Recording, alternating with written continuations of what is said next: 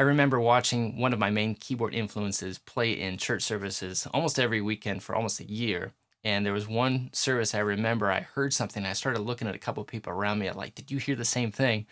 And we all kind of had that same thought, like, did he just play a wrong note? And the amazing thing was that not that he played a wrong note, but it had been months and months. We've heard him play so many services and everything. I think that was the first and only time I ever heard him make a mistake in a worship service, which is pretty amazing. I haven't reached that level. That's something that I'm aspiring to in my own playing. But we want to talk about what we can do to help eliminate mistakes in our playing. Thanks for joining me at Our Worship Sound. My name is Peter, and we're here to make worship keyboard technique and technology easier. Now, playing with no mistakes isn't necessarily the goal of creating music, but as we try to create this artistic and in this context, a worshipful experience, mistakes can get in the way. So we want to pay attention to some of those things that we can do to avoid or just reduce or minimize mistakes. We're going to talk about some of those things in this video. Now, I'm not going to do a lot of playing in this. So I know some of you don't like it when I just talk most of the time, but don't get mad. I'm just going to kind of give you some concepts and I'll let you do the playing and you do the applying of these concepts in your own playing. So here are a few tips. Number one, and this is the biggest thing, to increase your technique.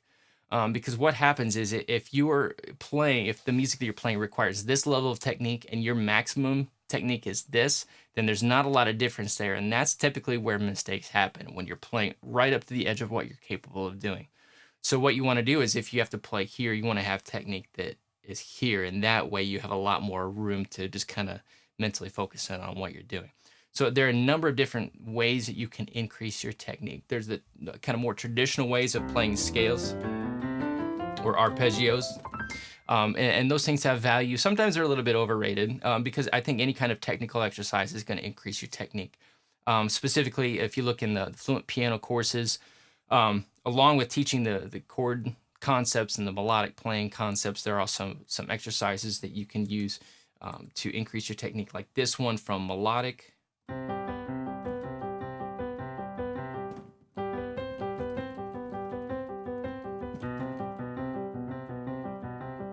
They'll just take a few notes, but they work your fingers in different ways to get your fingers doing something probably outside of what you're used to.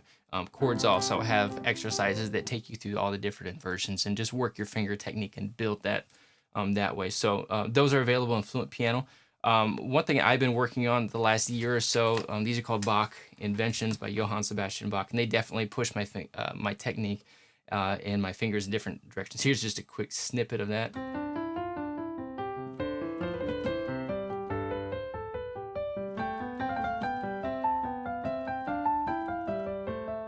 So you get hands moving in different directions and your fingers kind of doing things that they wouldn't normally do.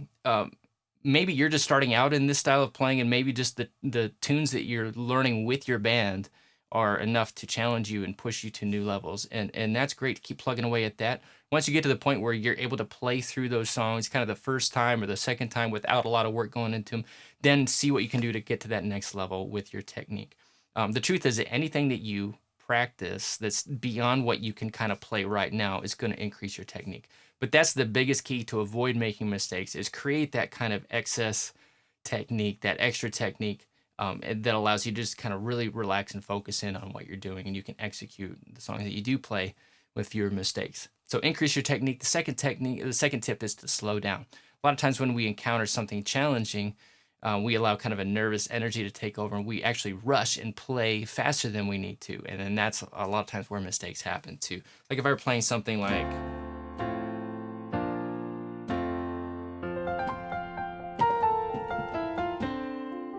if that was really pushing me, I would probably rush a little bit.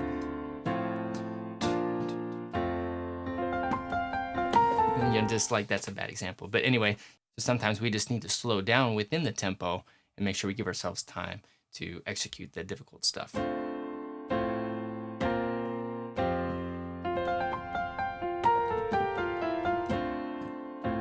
And so on. So just give yourself the time to execute the difficult stuff.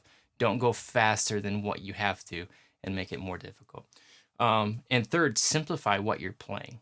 Okay, now in this style, we're usually just given a few chord symbols, and then we choose what we're going to play. So it's kind of weird to think that we would ever make mistakes when we're the ones that are in charge of choosing which notes and rhythms and everything that we're going to play.